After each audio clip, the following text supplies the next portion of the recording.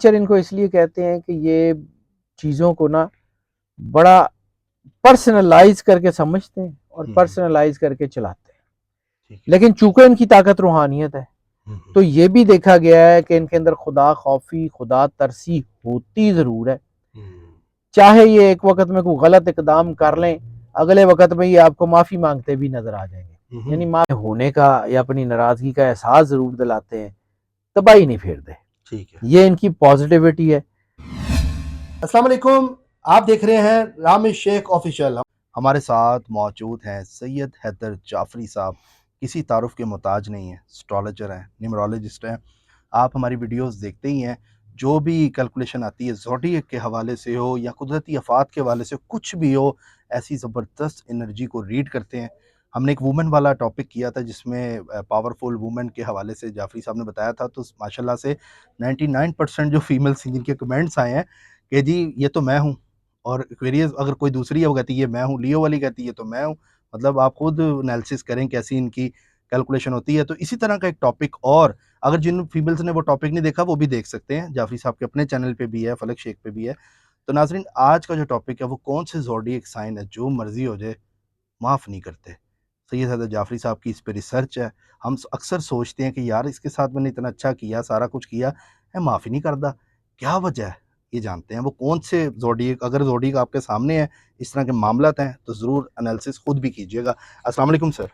वालेकुम अस्सलाम सर। ये जो जिन स्टार्स का जिक्र करने जा रहा हूँ ना, ये वो नहीं है जो माफ़ नहीं करते। अच्छा, एज सच ये वो हैं जो माफ़ कर देते हैं लेकिन भूल नहीं पाते। अच्छा, भूल नहीं पाते, नेवर फॉरगिव। अपनी अपनी रंजिशों को, अपनी चीज़ों को दिल में रखते हैं। ये वो स्टार्स होते हैं जो अपनी कमियों को, कमज़ोरियों को अपनी एक्सरसाइज बना लेते हैं। ये ईगोइस्टिक बिहेवियर आ जाते हैं, इसमें कोई शक नहीं है। लेकिन ये वो लोग जिनके जिक्र करने जा रहा हूँ, बेसिकली ये वो लोग हैं जो अपने दुखों को, अपनी तकलीफ़ों को, अपनी परेशानियों को, अपने होने वाले जुल्मों को अपनी ज़िंदगी में ख़जाने की तरह संभाल के रखते हैं। अच्छा, ये लोगों की एक पेचीदा शख्सियत होती है। ये ऐसी शख्सियत होती है जो बहुत अच्छे होते हैं और बाद औक़ात बहुत ख़तरनाक भी हो सकते हैं। लेकिन इसके बावजूद ये बहुत ज़्यादा समझदार भी होते हैं कि इन्होंने कैसे बिहेव करना है। एक-एक करके बात कर लेते हैं। सर, बिल्कुल। 4 स्टार्स हैं, चारों का ज़िक्र करते हैं। पहले एरीज़। एरीज़ चूँकि फायर नेचर के लोग हैं, दलेर हैं, बहादुर हैं, डरते नहीं हैं, टकरा जाते हैं। तो ये लोग जो हैं, ये भी देखा गया कि माफ़ी जल्दी दे देते हैं। अच्छा, लोगों इनको नुकसान दें, दुःख दें, कुछ नहीं, लेकिन ये जल्दी माफ़ कर देते हैं। लेकिन वो जो जिस बंदे ने ये दुःख दिया होता है ना, उसको फिर भूलते नहीं हैं। यानी इनको अगर किसी बंदे ने दुःख दिया है ना, तो दूसरी बार वो इनके नज़दीक नहीं आ सकता। अच्छा, मतलब वो अगर धोखा दे दे तो। कंपटीशन में हो तो इनके जो हार्ड टाइम्स होते हैं ना, जिसमें किसी ने इनको दुःख दिया हो, तो वो जो हार्ड टाइम है वो इनके एनर्जी बूस्टर बन जाते हैं। ये ऐसी दी तैसी मैं करना है। ये इनको कहते हैं फेरी टेल ब्लेजर्स। ये जो है ना, ये वहां से बिहेव करते हैं जहां लोगों को आइडिया ही नहीं होता। यानी ये परिस्तान की स्टोरियों की तरह बिहेव करते हैं समहाउ। अच्छा, जब ये अपने जो है वो अपने अंदर की चीज़ों को पाल रहे होते हैं। कंपटीशन में तो ये बहुत आगे होते हैं। कंपटीशन में तो इनको हराना बड़ा मुश्किल होता है, खा वो सियासत में हो, खा कहीं भी हो। लेकिन इसके बावजूद ये जो तनाज़ात होते हैं ना, ये इनकी ज़िंदगी का एक हिस्सा होता है। इनको ख़त्म नहीं करते, छोड़ देते हैं लोगों को, रास्ता बदल लेते हैं, लेकिन अपनी ईगो को, अपने आप को गिरने नहीं देते। दूसरा स्टार है टॉरस। टॉरस स्टबन होते हैं, अकड़ होती है इनमें, ईगो होती है। वो कोई इनका निशान भी बैल है। तो वो हमारे एक दोस्त हैं एस्ट्रोलॉजर, मैं नाम नहीं बताता, वो कहते हैं इन्हें संडे दे निशान वाले। तो जेड़े मेरे बहुत अच्छे दोस्त हैं, वो सुन रहे होंगे तो समझ जाएंगे मैं किनका नाम ले रहा हूँ। अच्छा, अच्छा, तो वो संडे दे निशान वाले जेड़े लोग हैं ना, वो बहुत ज़बरदस्त जो है वो लोग होते हैं, अज़म बहुत होता है इनमें, वफादार बहुत होते हैं, काबिल एतमाद बहुत होते हैं, जिसके ऊपर ये ट्रस्ट कर लेना फिर उसका अपना सारा कुछ दे देते हैं। लेकिन जिसके ऊपर इन्होंने ट्रस्ट किया हो वो कहीं इनको दगा दे दे, इनको धोखा दे दे, इनकी चीज़ों को नुकसान पहुंचा दे, फिर ये अपनी वो शक्ल दिखाते हैं जो आम तौर के ऊपर जो है वो नहीं दिखाते। ये जिसके साथ नाराज हो जाए ना, फिर ये नाराजगी जो है ना बड़े लंबे अरसे तक चलती है, चाहे ये उसको नुकसान पहुंचाएं चाहे ना पहुंचाएं। लेकिन एक चीज इनके अंदर बड़ी पक्की है, ये ओवरडू नहीं करते। लेकिन अगर किसी से बदला लिया है ना, तो ये नहीं होगा कि उसका सब कुछ तबाह कर दें, ये नहीं होगा। ठीक है, मतलब माफ कर देते हैं, माफ कर देते हैं, नहीं भी करते तो उतना नुकसान नहीं पहुंचाते अच्छा, जितना मतलब आम लोग गुस्से में पहुंचा देते हैं। लेकिन माफी नहीं देते, ये अपने दिल में रखते हैं, वो बंदे को मिलते नहीं है, रास्ता छोड़ देते हैं, अपने होने का या अपनी नाराजगी का एहसास जरूर दिलाते हैं, तबाही नहीं फेर दे। ठीक है, ये इनकी पॉजिटिविटी है। ये लोग नाकाबिले हद तक जो है ना, नाकाबिले यकीन हद तक जिद्दी और इगोइस्टिक हो सकते हैं, जिनमें पाया जाए इनमें चीजें हाँ हो सकती है। ये स्टबन के साथ स्टेड फास्ट भी होते हैं। लेकिन इसके अलावा ये लोग जो है ना माफ करने में भी जल्दी कर लेते हैं, माफ कर दिया बस ठीक है, लेकिन उस तरफ जाना नहीं, वो दरवाजा बंद। इसलिए बाद औकात इनको अगर कोई धोखा देना तो वो फिर इनकी जिंदगी में वापस नहीं आता। और मोस्ट लाइकली देखा गया कि टॉरस की मोहब्बत की जिंदगी में इस किस्म के उतार चढ़ाव आ जाते हैं। इनकी जिंदगी में जो है ना वो खास तौर पे अगर टॉरस मेल है ना, तो उसकी बीवी बनना इतना आसान नहीं होता। और अगर टॉरस फीमेल है तो उसका हस्बैंड बनना भी इतना आसान नहीं होता। चीजों को मैनेज करके चलते रहे, बहुत अच्छा मैनेज कर लेते हैं। लेकिन अगर हो जाए तो फिर जो है ना इनको मनाना भी एक काम ही है, एक आर्ट ही है। तीसरा स्टार स्कॉर्पियो। ये बड़े इंटेंस और अनफॉरगिविंग हो सकते हैं, लेकिन इनकी सबसे बड़ी ताकत है इनकी रूहानियत, और दूसरी इनकी ताकत है इनकी मिस्ट्रीज से भरी हुई लाइफ। जैसे हमने बात किया ना स्कॉर्पियो, पहले भी शायद किसी वीडियो में बात की थी कि स्कॉर्पियो के राज को जानना बड़ा मुश्किल हो जाता है। इनकी फितरत ऐसी है कि ये डट के मुकाबला करते हैं, और चूंकि ये बड़े वाइज लोग होते हैं, इनको बहुत सारी मामलात की पहले समझ आ जाती है। फिर जब कोई इनको समझाने की कोशिश करे ना, तो ये बाद औक़ात लोग समझते हैं कि ये अक्खड़ है, ये ओवर रिएक्ट करते हैं और आगे बोलते हैं। ऐसा इनको ज़रूरत नहीं होती, लेकिन फिर भी ये है कि ये चूंकि चीज़ को समझ चुके होते हैं और सामने वाला समझ नहीं रहा होता, तो इनको बेवकूफ़ बनाना भी बड़ा को मुश्किल ही काम होता है, इनको धोखा देना भी बड़ा को मुश्किल काम होता है। लेकिन इनकी ज़िंदगी की जो सबसे नेगेटिव चीज़ है ना, वो है इनके अपने लोग, इनके वालिदैन, इनके बहन भाई, इनकी औलाद, इनके स्पाउस, इनके फ्रेंड। अगर किसी ने उनको दुख दिया है, उनके ऊपर जुल्म कर दिया, इनके बच्चों को हिट हो गई, इनके वालिदैन को, इनकी फैमिली को, इनके करीबी दोस्तों को अगर किसी ने किया है, तो फिर ये देखा गया है कि ये इंतकाम की हर हद पार कर जाते हैं। अच्छा, अपनी जात को माफ कर देते हैं, लेकिन अपनी बिलोंगिंग्स को, अपने रिलेशंस को ये नहीं छोड़ते। ये शदीद तरीन वफादार लोग होते हैं, और ये शदीद तरीन वफादारी जो है ना, ये इनके लिए बाद औक़ात नाकाबिले माफ़ी जुर्म बन जाता है अगर कोई उनको हिट करे तो। फिर ये नहीं देखते। बड़ा ही मुश्किल है कि कोई इनको या इनकी बिलोंगिंग्स को, इनके रिलेशंस को हिट करे, धोखा दे और फिर इनके साथ ताल्लुकात बना ले, बड़ा ही मुश्किल है। ये जिंदगी में एतमाद बहुत आंख बंद करके भी कर सकते हैं। इसलिए जो है ना, ये जब इनको कोई एतमाद को कोई ठेस पहुंचाता है ना, तो वो फिर इनके अंदर से कुछ चीज टूट जाती है, और जिसका जुड़ना फिर बड़ा मुश्किल हो जाता है। ये इंटेंस नेचर इनको इसलिए कहते हैं कि ये चीज़ों को ना बड़ा पर्सनलाइज करके समझते हैं और पर्सनलाइज करके चलाते हैं। लेकिन चूंकि इनकी ताकत रूहानियत है, तो ये भी देखा गया है कि इनके अंदर खुदा खौफी, खुदा तरसी होती जरूर है। चाहे ये एक वक्त में कोई गलत इकदाम कर लें, अगले वक्त में ये आपको माफी मांगते भी नजर आ जाएंगे। यानी माफी सिर्फ देते ही, मतलब देने में तो माफी मांगने में भी ठीक होते हैं, ठीक होता है, मांग लेते हैं, बुरा नहीं हाँ। मानते। क्योंकि अगर इनको, लेकिन उससे पहले ये कर चुके होते हैं, जरा ज्यादा कर चुके होते हैं, तो फिर बाद औक़ात वो उतनी जो है ना आसानी से माफी मिलती भी नहीं है। लेकिन ओवरऑल इनकी लाइफ बड़ी अच्छी है, बहुत कमाल के लोग हैं। कैप्रिकॉर्न चौथा स्टार है। ये बड़े प्रैक्टिकल होते हैं, बड़े परसिस्टेंट होते हैं, बड़े पुरजोश होते हैं।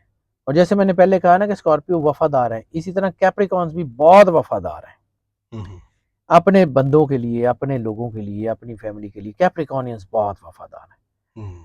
कैप्रिकॉर्नियंस जो हैं, अगर कोई ऐसी सिचुएशन हो कि चीज़ें किसी दूसरी तरफ जा रही हूँ, या इनके अपने इनको कह दें कि चलें फलां को माफ़ कर दें, आगे बढ़ें, माफ़ तो कर देते हैं, भूलते नहीं। अच्छा। इन के पास एक लंबी याददाश्त होती है लोगों की गलतियों की, और सिर्फ लोगों की गलतियों की नहीं, अपनी गलतियों की भी।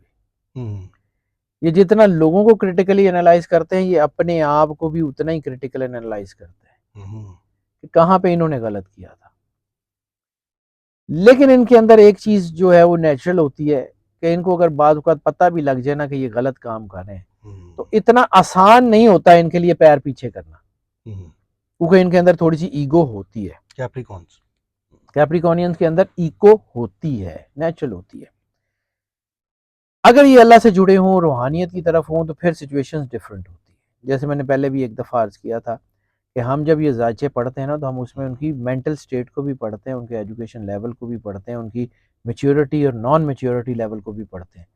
फिर उसके बाद हम डिसाइड करते हैं कि अगर यही स्टार है, तो इस स्टार के लोग अगर मैच्योर माइंडेड होंगे तो वो कैसे रिएक्ट करेंगे, इमेच्योर होंगे तो वो कैसे रिएक्ट करेंगे, एजुकेटेड होंगे तो वो कैसे रिएक्ट करेंगे, नॉन एजुकेटेड होंगे तो वो कैसे जो है वो रिएक्ट करेंगे। सर मेंटली अगर कोई डिसेबल है, वो भी पता लग जाता है जायचों में? मेंटल स्टेट से पता लग जाता है कि उसकी सिचुएशन क्या है। अच्छा। जब हम हेल्थ का जायचा देखते हैं, तो हेल्थ के जायचे में हम उसके brain and heart, neurons, energies, उसके बॉडी के सेंसिटिव पार्ट्स, हर चीज को देखते हैं ना। तो सर आने वाली जो बीमारी होती है, जो इंसान को पता नहीं होती, अगर आपसे कोई जायचा बनवा रहा है, उसको आप बताते हैं कि ये आ सकती है? जी ऑब्वियसली, ये जरा मैं पहले इसको मुकम्मल कर रहा हूँ, फिर उसके बाद मैं आपको इसका कर बिल्कुल सर। कैप्रिकॉर्न्स की हम बात कर रहे थे कि ये अपनी नाराजगियों को बड़ा लंबा अरसा अपनी ज़ात तक रखते हैं। एतमाद इनका हासिल करना बड़ा मुश्किल होता है, लेकिन अगर इनका एतमाद टूट जाए तो फिर नामुमकिन होता है दोबारा हासिल करना। यानी पहली मर्तबा भी इनका एतमाद हासिल करना मुश्किल होता है। अगर किसी ने इनका एतमाद तोड़ दिया है, तो फिर दूसरी बार इनका एतमाद हासिल करना नामुमकिन होता है। तो ये एक बार इनको, ये जो जिनकी जो चीज़ें हैं ये बहुत अच्छी हैं ओवरऑल। अब आ जाते हैं जी आपके क्वेश्चंस में। तो ये जो जॉडिक चार्ट्स होते हैं ना, ये आपके एनर्जी पैटर्न्स को प्रेडिक्ट कर रहे होते हैं।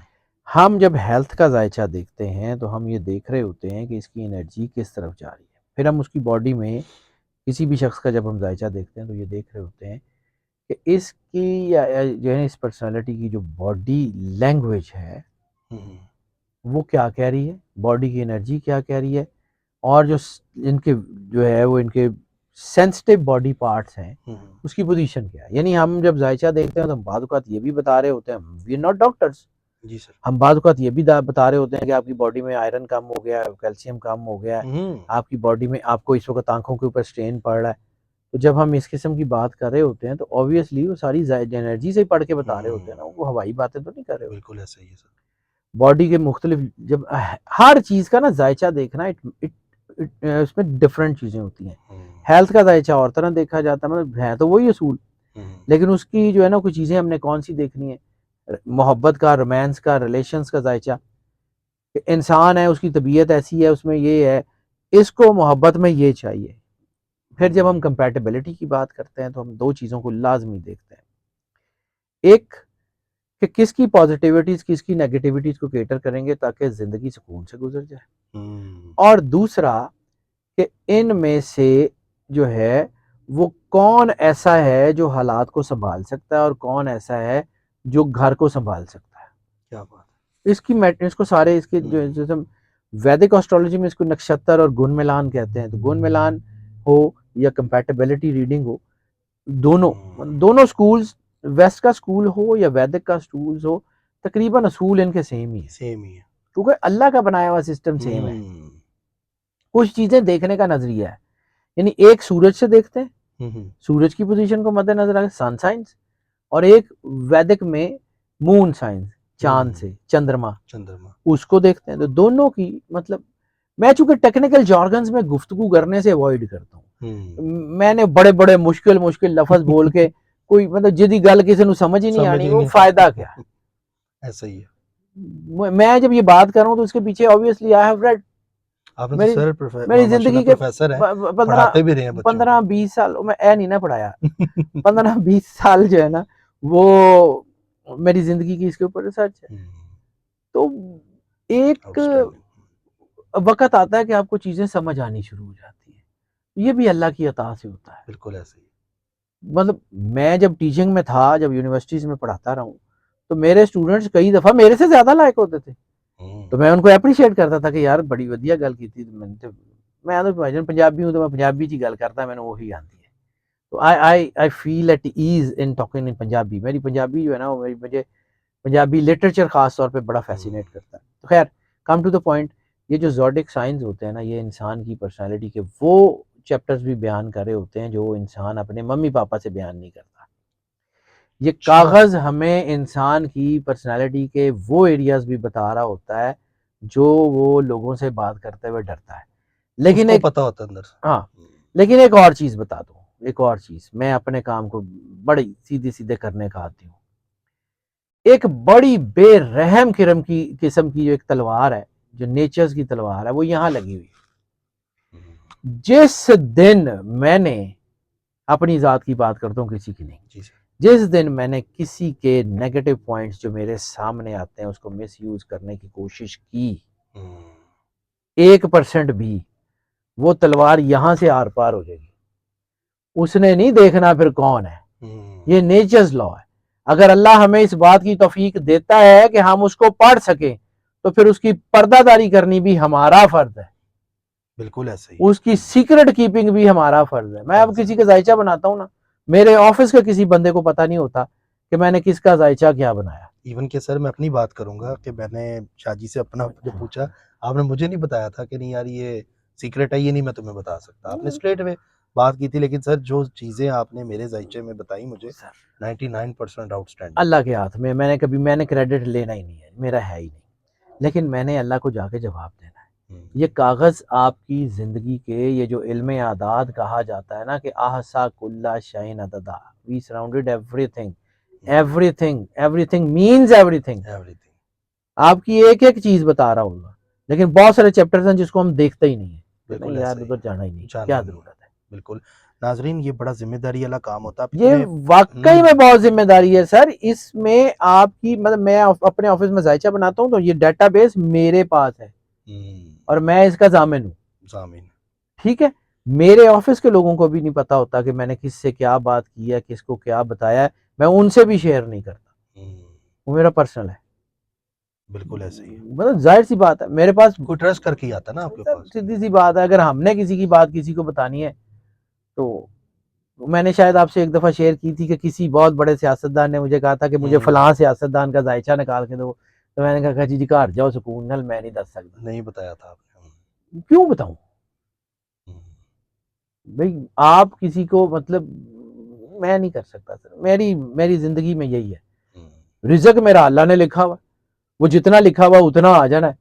वो मेरे करने से ज्यादा नहीं होना, मेरे करने से कम नहीं होना। शाहजी बहुत जबरदस्त, मेरा फर्म बिलीव है जी, जिस तरह मौत अटल है ना, उसने आ जाना, रिजक भी अटल है, उसने आ जाना। कोई जरूरत नहीं है इसके ऊपर रिजक के लिए बंदा अपनी छोटी छोटी चीजों को बेईमानी करे, ग्रेस तो नहीं ना खत्म करनी चाहिए। नेवर। क्या बात है शाहजी, मैं कहता हूँ कि दिली सुकून मिलता है जब आपके पास आते हैं और बड़ा सुकून मिलता है और लोगों को भी मौका मिलता है चीज़ें जानने के हवाले से। मेरी एक अपनी जो थिंकिंग है मैं एक नाजरीन से शेयर करूँगा कि मैं ये सोचता हूँ कि अगर हर घर में एक सैयद हैदर जाफरी हो ना और तो सर अल्लाह रहम नस्लें करे। सवर जाए। नहीं सर, मैं ऑनेस्टली ये बात कर रहा हूँ, मैं कोई आपकी वो नहीं कर रहा, नहीं मुझे खुशामद नहीं पता, कर रहा, लेकिन मैं सर लेकिन मैं मैं मुझे अपना ऑनेस्टली पता है ना, ये मैं बात आम बता सा रहा हूँ। आदमी हूँ जी। अल्लाह ताला आपको मेरे में सलामत भी रखे। अच्छाइयाँ हैं, मेरे में भी हर एक में बुराइयाँ हैं। हो सकता है बाकी सारों से ज्यादा ही हूँ, मुझे पता है कि मैं लोगों से ज्यादा ही गुनाहगार हूँगा, अल्लाह लेकिन मियां मेरा आपको मालिक है, सलामत रखे। वो जब लोगों के पर्दे रखता है तो मेरे भी राख ही लेगा। सर आपका जो, मैं अक्सर शाहजी के पास आता हूँ ना, ये पूछता हूँ शाहजी दुआ की कबूलियत निकाल ली है, क्योंकि लोगों को इतना बेनिफिट मिलता है वो मैंने शाहजी। यार, मैं असल में सच्ची बात बताऊं, मैं एक आध दिन में निकाल लूंगा, इंशाल्लाह वो नेक्स्ट टाइम कर क्योंकि लेंगे। वो हम दुआ की कबूलियत के साथ निकालते हैं मंथली प्रेडिक्शंस को चेक करने के बाद। बात मंथली प्रेडिक्शंस में मंथली हम जब सारे स्टार्स का एनालिसिस निकाल लेते हैं, और फिर उसके बाद हम जो है उसको कैलकुलेट करते हैं कि एनर्जी पैटर्न्स किस वक्त 12 के 12 स्टार्स में सबसे ज्यादा पॉजिटिव हो रहा है।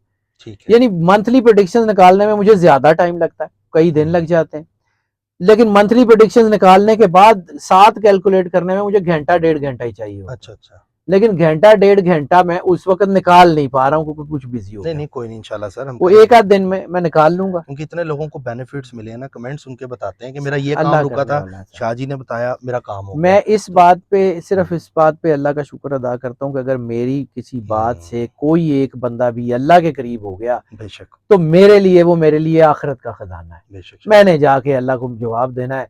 मेरे लिए कायनात का सबसे खूबसूरत लम्हा वो है जब मैंने दुनिया से जाना है और अपने सलामत मालिक रखे से आपको, मिलना है। अल्लाह सलामत ये रखे आपको। एक कायनात का सबसे बड़ा सच है। मौला कायनात इमाम अली अलैहिस्सलाम से किसी ने पूछा था कि जहां पे घुमसान की जंग होती है वहां आप लड़ते हैं, आपको डर नहीं लगता?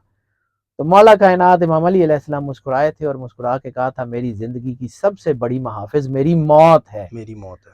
जब तक वो नहीं आएगी कोई तलवार मुझे काट नहीं सकती, और अगर वो आ गई तो कोई ढाल मुझे बचा नहीं सकती। क्या बात है, तो फंबली। सर अगर अल्लाह ने लिखा हुआ है ना, तो मैं वही बात, मेरा ये ईमान का है कि मौत अटल है ना, तो रिजक भी अटल है। अटल है। तो अपना काम ध्यानदारी से करें, कोशिश करें कि अल्लाह को जाके मुंह दिखाने के काबिल हो जाए, काबिल। बस दैट्स क्या इट। बात है शाहजी, ये बातें जो है ना, दिल करता है कि प्रोग्राम वाइंड अप ना करें, करते रहें आपसे, लेकिन क्या करें, अगले प्रोग्राम की भी शाहजी ने तैयारी करनी है, मसरूफियात होती है शाहजी की। बाकी नाज़रीन स्क्रीन पे नंबर चल रहा है, जो लोग अपने जायज़ मामलात के लिए रब्ता करना चाहते हैं, मैं इसलिए आप लोगों को कहूँगा कि आप शादी पे इतना खर्चा करते हैं, इतने मतलब कि मेहमानों को बुलाते हैं, बाद में मैं कहता हूँ करोड़ों रुपया लगा देते हैं, लाखों रुपया लगा देते हैं, और बाद में जब कंपैटिबिलिटी मैच नहीं होती तो सारी ज़िंदगी प्रॉब्लम रहती है। तो ज़रूर कंपैटिबिलिटी का किसी जायचा से भी बनवाएं, करवा लें किसी सर। से भी करवाएं, लेकिन मैं रिकमेंड करूंगा शाहजी से करवाएं। क्यों मैं इसलिए करूंगा, क्योंकि मैंने अपना जायचा बनवाया था तो शाहजी ने मुझे बता दिया था, पुत्र है होने वाला है तो बच जा। तो नाज़रीन, तो इसी के साथ सैयद हैदर जाफरी साहब को दें इजाज़त, अपना ख्याल रखिएगा। अल्लाह हाफिज़। अल्लाह हाफिज़। अल्लाह हाफिज जी।